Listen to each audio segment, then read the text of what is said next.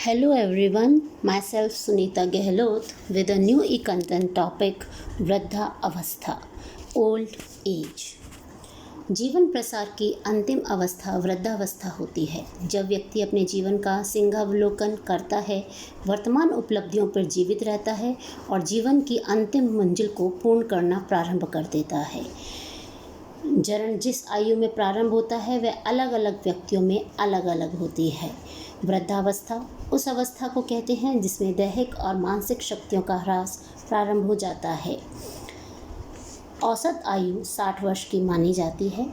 वृद्धावस्था वह काल है जब ह्रास धीमी गति से होता है, क्षतिपूर्ति हो सकती है तो उसे जड़त्व कहा जाता है।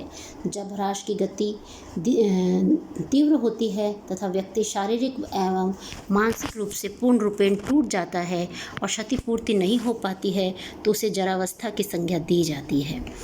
व्यक्ति कब जराग्रस्त होगा यह नहीं कहा जा सकता। वृद्धावस्था को अब उत्तर प्रौढ़ावस्था का नाम भी दिया गया है। इस प्रकार संपूर्ण वृद्धावस्था को 3 भागों में बांटा गया है। वृद्धावस्था की अवधारणा। वृद्धावस्था को अब तक न कोई सर्वमान्य परिभाषा है और न ही कोई मापने का पैमाना, जिसके आधार पर यह कहा जा सके कि किस आयु से अधिक व्यक्ति को वृद्ध कहा जा सकता है। कुछ विद्वानों ने वृद्धावस्था का प्रारंभ 55 वर्ष की अवस्था में माना है, जबकि कुछ विद्वानों ने 60 वर्ष की अवस्था को वृद्धावस्था माना है। अलग अलग देशों में सामाजिक मान्यताओं, सरकारी कानूनों और जीवन प्रत्याशा के आधार पर अलग अलग आयु के लोगों को वृद्धावस्था की श्रेणी में रखा जाता है। वृद्धावस्था के स्वरूप को समझने के लिए उसे जैविकीय एवं सामाजिक, आर्थिक, सांस्कृतिक इत्यादि के संदर्भ में भी समझना होगा। जीव विज्ञानी वृद्धावस्था को जीवन की एक सामान्य प्रक्रिया मानते हैं। व्यक्ति का वृद्ध होना तो उम्र का तकाजा है, एक स्वाभाविक प्रक्रिया है जिसे किसी भी कीमत पर रोका नहीं जा सकता। आयु बढ़ने के साथ साथ वृद्धावस्था का आना शाश्वत सत्य है। अतः स्पष्ट है कि मानव शरीर कल पुर्जे की तरह है जो एक समय विशेष के बाद नए पुर्जे की तरह कार्य नहीं कर सकता, चाहे इसके रखरखाव पर कितना ही अधिक ध्यान क्यों नहीं दिया जाए। वृद्धावस्था को रोका नहीं जा सकता। जब वृद्धावस्था आती है तो अपने संग व्यक्ति को लेकर ही जाती है। यह अलग बात है कि कोई छोटी आयु में ही मृत्यु को प्राप्त होता है तो कोई 90, 95 इसके भी बाद। वृद्धावस्था को 3 भागों में बांटा गया है। युवा वृद्ध, जिसमें 60 से 75 वर्ष के लोगों को रखा गया है। वृद्ध 75 से 85 साल के लोगों को रखा गया है। एवं वृद्धस्थ वृद्ध, द ओल्डेस्ट ओल्ड, इसमें 85 से ऊपर के लोगों को रखा गया है। तो ये था वृद्धावस्था की अवधारणा। सक्रिय बनाम निष्क्रिय बुढ़ापा। सफलतापूर्वक वृद्धावस्था को व्यतीत करने के लिए वृद्धावस्था के वृद्धजनों को यथासंभव सक्रिय बनने की सलाह होती है। बुढ़ापे में सक्रिय बने रहने के कारण व्यक्ति का अपने परिवार के सदस्यों तथा समाज के साथ उत्तम कोटि का भी समायोजन बना रहता है। जो लोग किसी व्यवसाय से जुड़ जाते हैं उन्हें शून्यता की अनुभूति नहीं होती, बल्कि कुछ धन और उपार्जन भी हो जाता है।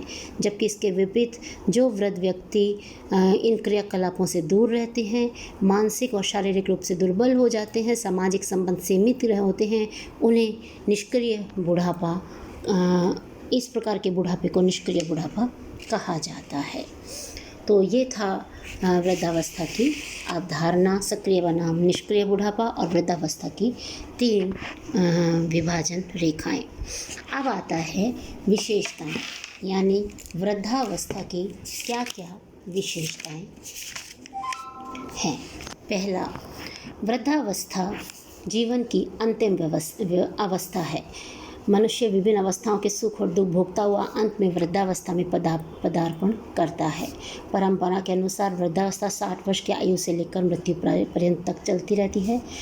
वृद्धावस्था अलग अलग व्यक्तियों में भिन्न भिन्न आयु से प्रारंभ होती है। दूसरा है ह्रास का काल, पीरियड ऑफ रिडक्शन। वृद्धावस्था मनुष्य की शारीरिक और मानसिक ह्रास की अवस्था है। इस अवस्था में व्यक्ति का स्वास्थ्य गिर जाता है, बल, स्फूर्ति और प्रतिक्रिया की रफ्तार कम हो जाती है। समायोजन में बाधा। वृद्धावस्था में मनुष्य लगभग सभी शारीरिक, मानसिक, सामाजिक, आर्थिक, संवेगात्मक परिवर्तन में आ जाता है। समाज और परिवार में उसकी स्थिति बदल जाती है और उस बदली हुई स्थिति में परिस्थितियों के साथ समायोजन करना उसके लिए कठिन हो जाता है। लैंगिक परिवर्तन। आमतौर पर 60-70 की अवस्था में काम शक्ति का ह्रास हो जाता है, लेकिन काम इच्छा दोबारा होने लगती है। पुरुषों और स्त्रियों में इसमें भेद होता है। 60-70 वर्ष की आयु के स्त्री पुरुष जो हैं उनके अंदर बारंबारता इसके अंदर कमी देखी जाती है। फिर आता है अकेलापन। जीवन के इस काल में व्यक्ति अपने आप को अकेला महसूस करता है। सेवानिवृत्ति या कार्यक्षमता में कमी आने से मित्रों का अभाव अखरता है। गिरते स्वास्थ्य के कारण और भी सीमाएं बढ़ जाती हैं। ज्ञानेंद्रियों की कुशलता में कमी। वृद्धावस्था में ज्ञानेंद्रियों की कुशलता यौवनावस्था की अपेक्षा घट जाती है।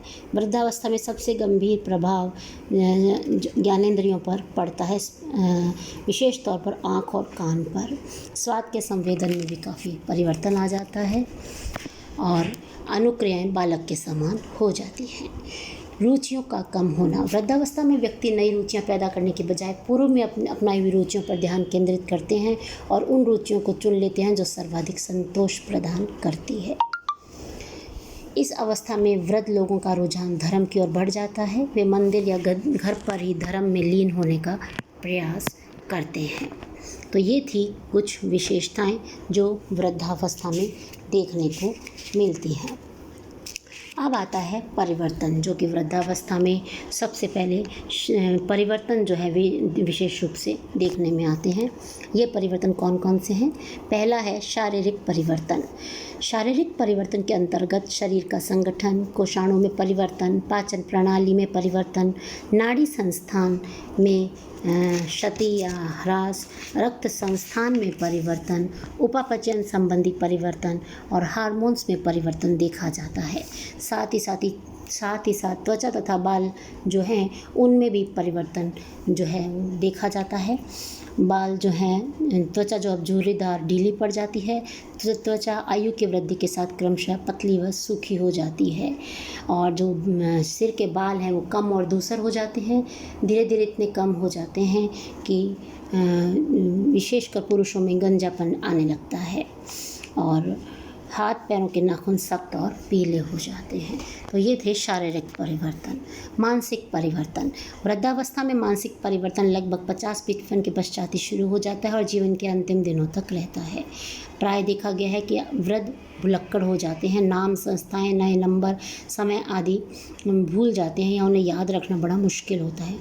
उन्हें आभास हो जाता है कि हमारी मानसिक क्षमताएं घट रही हैं, संवेगात्मक तनाव बढ़ जाता है, हम बूढ़े हो गए हैं आदि।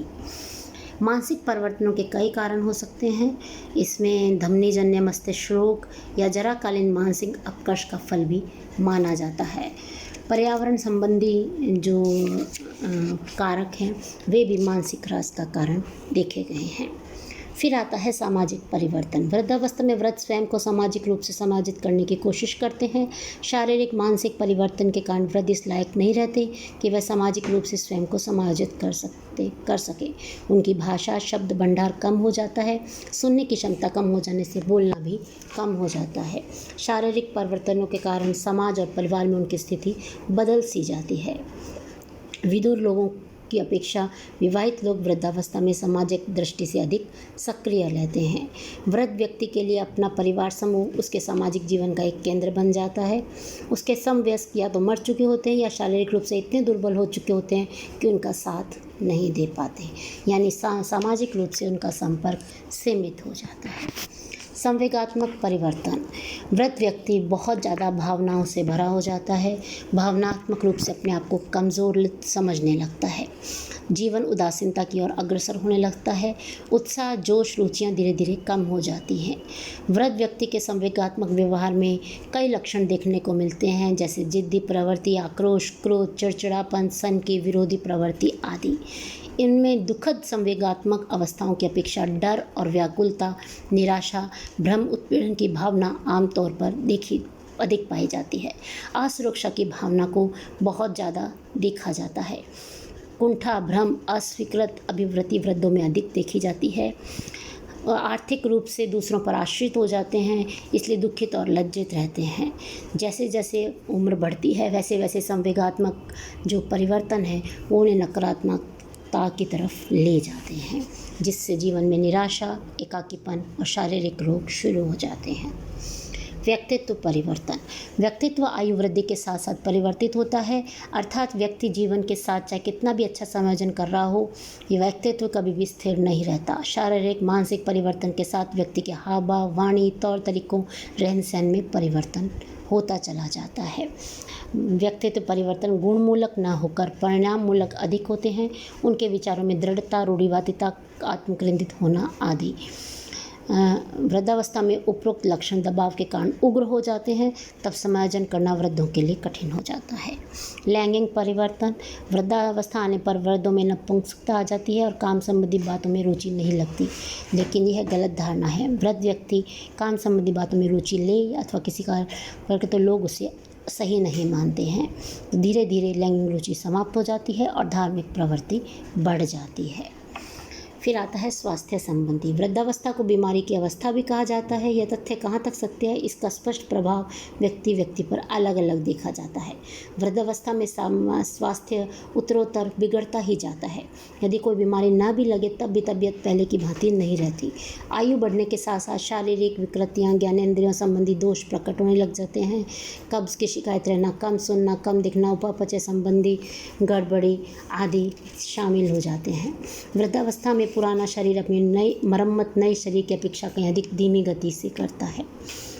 बीमारियों के अलावा अनेक शारीरिक खतरे भी बढ़ जाते हैं। कुपोषण, दुर्घटना आदि से भी वो असुरक्षित महसूस करने लगता है। गति संबंधी।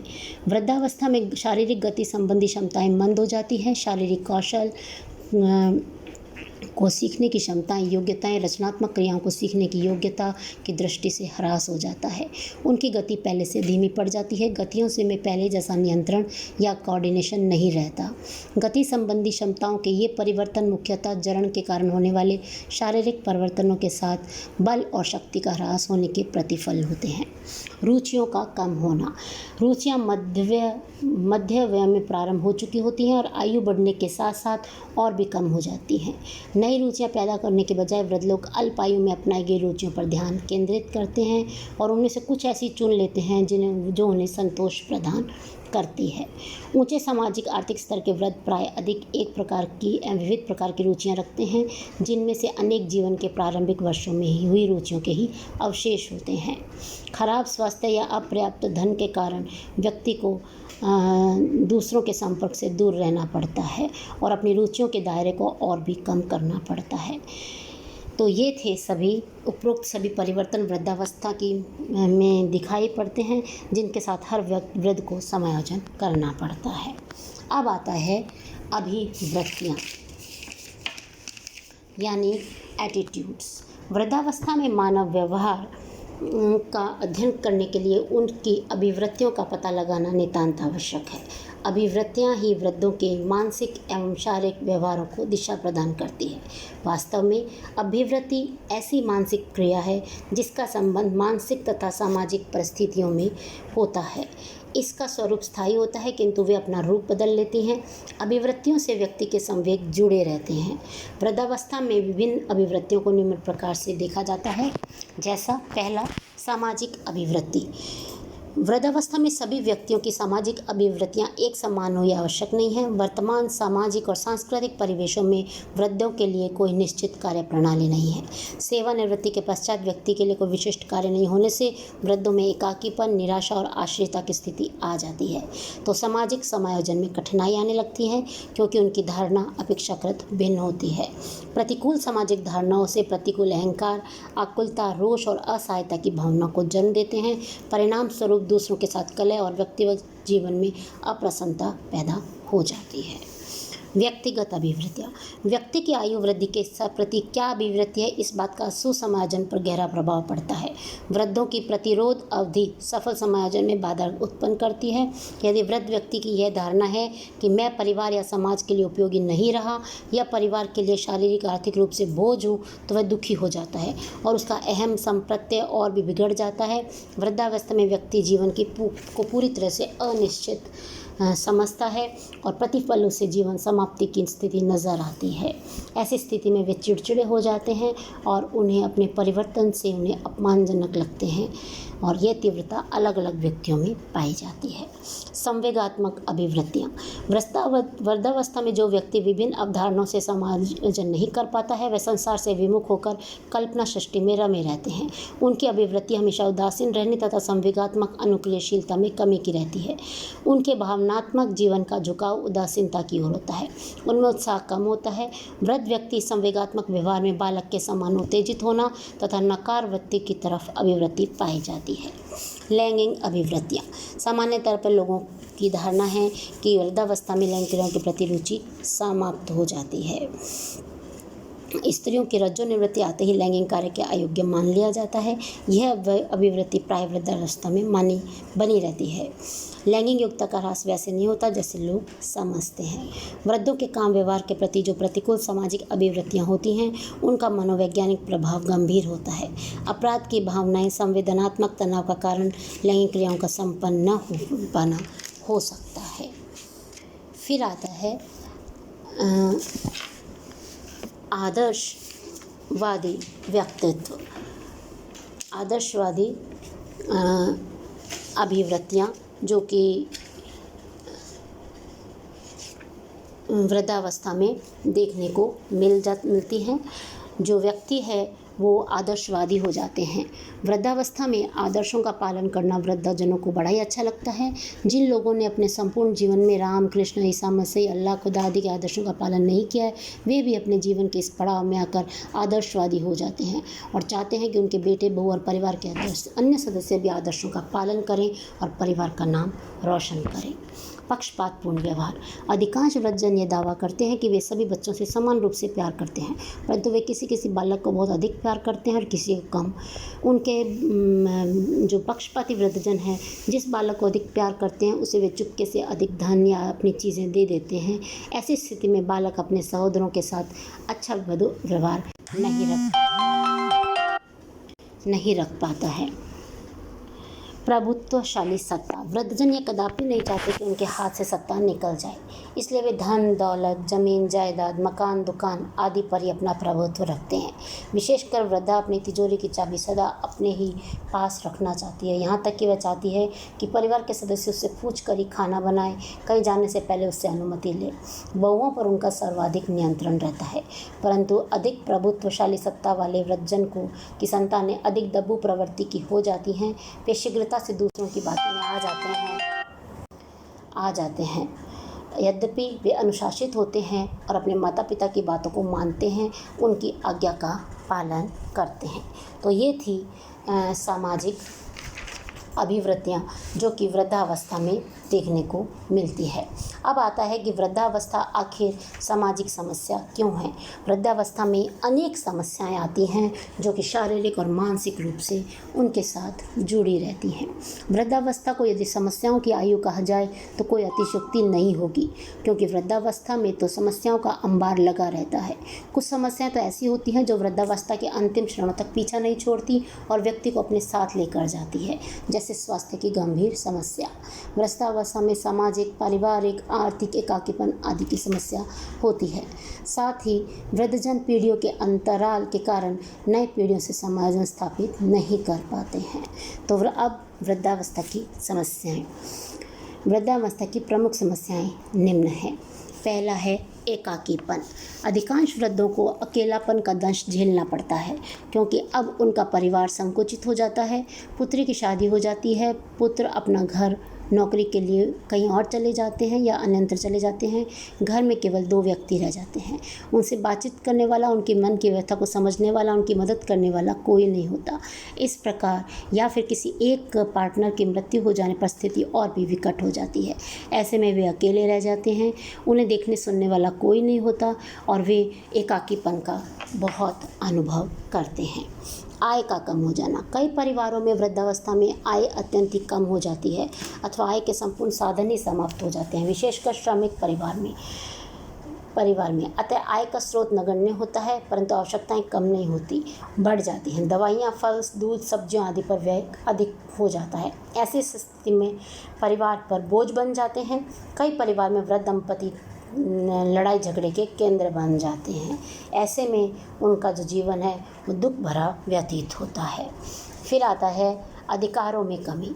अध्ययनों से ज्ञात हुआ है कि वर्तमान में वृद्धजनों के अधिकारों में व्यापक कमी आई है।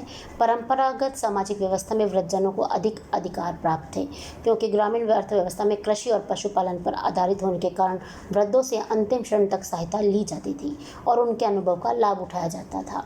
परंतु आज वर्तमान स्थिति में स्थिति बिल्कुल विपरीत हो गई है। अब बेटे बहुत स्वयं निर्णय करते हैं और वृद्धों से सलाह मशवरा करना उन्हें उचित नहीं लगता। अतः वृद्धजन सोचते हैं कि उनका अधिकार छीन लिया गया है और उन्हें निर्णय लेने से वंचित कर दिया गया है, और यह वृद्धावस्था में एक समस्या बन जाती है। स्वास्थ्य संबंधी समस्या। वृद्धावस्था में स्वास्थ्य संबंधी समस्या तो बनी ही रहती है। आंखों की रोशनी का क्षीण होना, कानों से कम सुनाई पड़ना, हाथों पैरों में दर्द रहना, घुटनों में दर्द रहना, भोजन का न पचना तो वृद्धावस्था की प्रमुख स्वास्थ्य संबंधी समस्याएं हैं। ये समस्याएं उम्र बढ़ने के साथ साथ बढ़ती हैं। वृद्धावस्था में शारीरिक शक्ति क्षीण एवं दुर्बल होना तो आम बात है। तरह तरह की बीमारियां भी वृद्धजन को आए दिन परेशान करती है और ये उनके लिए एक समस्या बन जाती है। संबंधों में तनाव। वृद्धजनों को सबसे अधिक तनाव तो होता है तो अपनी संतानों से, विशेषकर बेटा बहू से। जब संतान नौकरी और व्यवसाय, काम धंधा आदि के कारण गाँव छोड़कर शहर चले जाते हैं तो वृद्ध माता पिता अपनी संतान के साथ न रहकर गाँव में रहना पसंद करते हैं।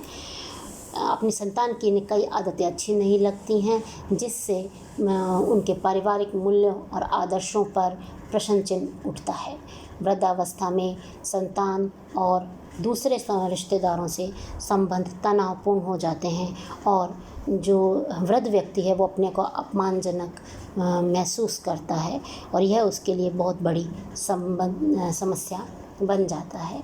उनके विचार जो हैं किसी से भी मेल नहीं खाते हैं और इस कारण उन्हें अपने संतानों से तनाव होने लग जाता है। फिर आता है सामाजिक प्रतिष्ठा में कमी। वृद्धावस्था में मान सम्मान और सामाजिक प्रतिष्ठा में कमी आ जाती है। इसका प्रमुख कारण है कि वे नौकरी से सेवानिवृत्त हो जाते हैं।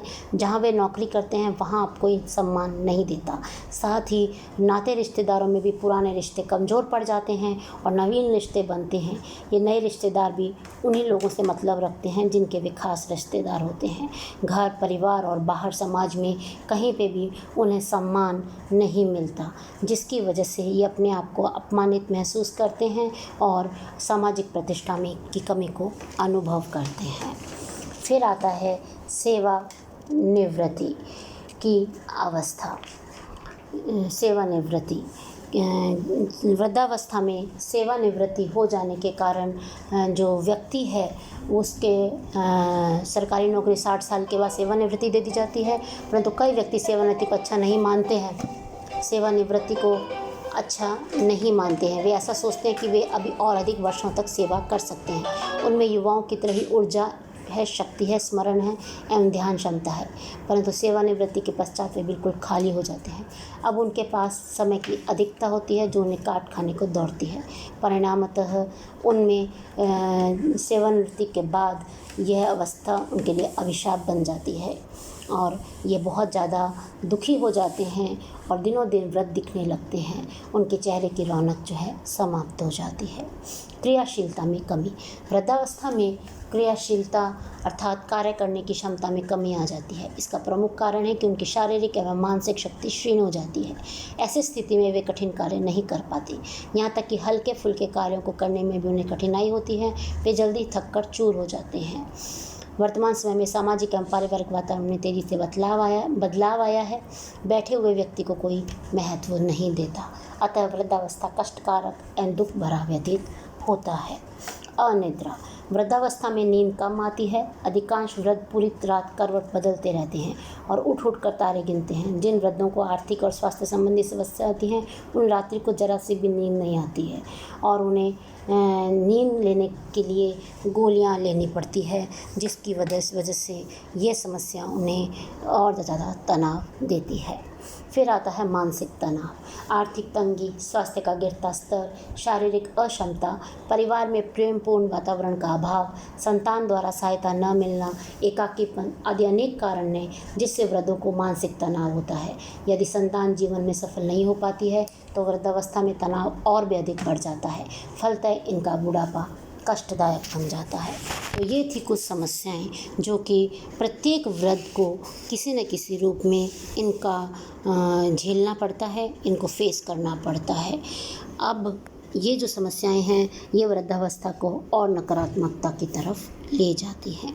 अब आता है कि वृद्धावस्था की इन समस्याओं का समाधान। कुछ अगर हम पॉइंट्स को ध्यान रखें तो वृद्धावस्था एक सकारात्मक अवस्था के रूप में एक अच्छी अवस्था बन सकती है। जैसे वृद्धावस्था में जो वृद्ध व्यक्ति हैं उनको सामाजिक सुरक्षा देकर भारतीय संविधान में राज्यों को निर्देश दिया गया है कि वे अपनी क्षमता के अनुसार असहाय, बीमार, विकलांग, बेरोजगार तथा वृद्ध नागरिकों की सहायता करें। तो उनको सामाजिक सुरक्षा जब मिल जाएगी तो वो अपने आप को अकेला नहीं महसूस करेंगे। वृद्धा आश्रम की स्थापना करके पाश्चात्य देशों में वृद्धाश्रमों की पर्याप्त संख्या है, परंतु भारत में वृद्धाश्रमों की संख्या ना के बराबर है, कम है। अब जिस अनुपात में वृद्धों की संख्या में बढ़ोतरी हो रही है उस अनुपात में वृद्धाश्रमों की संख्या में बढ़ोतरी नहीं हो रही है। वृद्धाश्रम होने से वृद्धजन अपने खाली समय का सदुपयोग अपने हम उम्र के लोगों से बातचीत करके अपने अनुभवों को बांटकर कर सकते हैं। ग्रामीण क्षेत्रों में वृद्धाश्रम खोला जाना चाहिए और वहाँ पर डेली एक्टिविटीज़ के रूप में वृद्धों का टाइम पास जो है वो करवाया जाना चाहिए। मनोरंजन के साधनों को विकसित करके वृद्धजनों के लिए मनोरंजन के साधनों की पर्याप्त व्यवस्था होनी चाहिए, क्योंकि उनके पास समय की कोई कमी नहीं होती है। जहाँ वे अपना समय व्यतीत करते हैं उनके लिए क्लब या उनके लिए कुछ ऐसे स्थान, पार्क विकसित किए जाएं जहाँ पर वो अपनी हम उम्र लोगों के साथ अपने आप को व्यस्त रख सकें। दुर्घटना बीमा एवं जीवन बीमा कराकर उनको वृद्ध व्यक्ति जो हैं उनको आर्थिक रूप से सक्षम बनाना चाहिए, ताकि उन्हें यह रहे कि हाँ हमारे पास समय समय पर पैसा रहेगा। वृद्धावस्था पेंशन जो है वो उन्हें टाइमली मिल जानी चाहिए और उसे भी सरकार को बढ़ा देना चाहिए, ताकि आज की महंगाई के ज़माने में वे अपने आप को सुरक्षित महसूस कर सकें। पारिवारिक वातावरण को सुखद बना सकते हैं। बड़े बूढ़ों सिर्फ सम्मान और प्यार को ही चाहते हैं, तो ऐसे में पारिवारिक सदस्यों का कर्तव्य है कि वे वृद्धजनों का सम्मान करें, उन्हें सस्नेह अपने पास रखें और वातावरण को सुखद बनाएं, तो वृद्धावस्था भी सकारात्मक रूप से खुशहाल हो सकती है। चिकित्सालयों में वृद्धजनों के लिए अलग विभाग को स्थापित किया जाए, उन्हें लंबी लाइन में खड़ा होना पड़े, क्योंकि उनकी पेंशन डायरी होती है और जब उसके लिए उन्हें लंबी लाइन में खड़ा होना पड़ता है, जिसके लिए वो शारीरिक रूप से तैयार नहीं होते हैं। तो ऐसे में चिकित्सालयों में वृद्धजनों के लिए एक अलग से विभाग की स्थापना की जाए, ताकि कम समय में ही उनका काम हो जाए। वृद्धजनों के लिए संगठन बनाकर राष्ट्रीय स्तर पर वृद्धजनों के लिए संगठन बनाए जाने चाहिए जो उनके लिए अंशकालिक व्यवस्था करें। वृद्धजनों की स्थिति में सुधार हेतु स्वयंसेवी संस्थानों को प्रोत्साहित करना चाहिए। उपयुक्त वृद्धजनों की पहचान कर उन्हें परिचय पत्र देना चाहिए। उन्हें परिवहन सेवाएं, आवास आवंटन, राशन की दुकानों, चिकित्सालय आदि स्थानों पर विशेष सुविधाएं प्रदान की जानी चाहिए। सेवानिवृत्ति के पश्चात पेंशन की उचित व्यवस्था करवानी चाहिए। उचित सम्मान देकर टाइम टू टाइम जो है वृद्धावस्था जो है में सम्मान देने की परंपरा भारतीय संस्कृति की विशेषता रही है। इसका प्रमुख कारक संयुक्त परिवार प्रथा है। भारत में वृद्धजनों की समस्या विकसित राष्ट्रों की अपेक्षा कम है, क्योंकि यहाँ लोग धर्म कर्म को मानते हैं, वृद्धों को सम्मान देते हैं, गौ को पूजते हैं, कबूतरों को दाना डालते हैं। अन्य विकसित देशों की तुलना में भारतीय वृद्धों की स्थिति अच्छी है। परिवार के सदस्यों और संतानों, विशेषकर बेटे बहुओं, बेटी दामाद को परम कर्तव्य होना चाहिए कि वे अपने वृद्धजनों का दिल ना दुखाएं और उनकी सेवा शुश्रूषा करें, सेवा उन्हें करें, उन्हें देवतुल्य समझें और उनका सम्मान करें, उनकी उचित देखभाल करें, क्योंकि यह बुढ़ापा सभी को एक न एक दिन जरूर आना है। वृद्धजनों द्वारा स्वयं ही समायोजन स्थापित करके वृद्धावस्था में व्यक्ति को अधिक समायोजन क्षमता की आवश्यकता होती है। यद्यपि उनकी आवश्यकताओं को तीव्रता कम हो जाती है, परंतु उनकी सुरक्षा एवं देखभाल की आवश्यकता बढ़ जाती है। अतः उन्हें अपने संतानों से समायोजन स्थापित करना चाहिए। कई वृद्धजन तो इतने हठी, जिद्दी और कठोर हो जाते हैं कि वे अपने संतानों की समस्याओं को सुनना ही नहीं चाहते और अपनी ही जिद पर अड़े रहते हैं। अतः उन्हें भी समय के साथ अपने में बदलाव लाना चाहिए, समय की मांग के अनुसार स्वयं में परिवर्तन करना चाहिए। उन्हें बदलते परिवेश, पारिवारिक मूल्यों में परिवर्तन के साथ स्वयं को समायोजित करना चाहिए, क्योंकि आज का जो समय है वो डिजिटल युग है। ऐसे में प्रत्येक सदस्य की भावनाओं को समझना चाहिए और उनके साथ अपने आप को ढालना चाहिए। तभी जो है स्नेह और परस्पर प्यार जो है वो बना हुआ रह सकता है। तो ये थे कुछ समाधान जिसमें वृद्धावस्था की समस्याओं को हम कुछ हद तक कम कर सकते हैं और जो वृद्धावस्था है इसको एक प्यार भरी अवस्था स्वस्थता में बदल सकते हैं, सकारात्मक अवस्था में बदल सकते हैं। इसी के साथ ये टॉपिक यहीं पर समाप्त होता है। नेक्स्ट टॉपिक में ई कंटेंट में वृद्धावस्था के लिए ही गवर्नमेंट के द्वारा, सरकार के द्वारा चलाई गई विभिन्न योजनाओं की हम चर्चा करेंगे। तब तक के लिए धन्यवाद।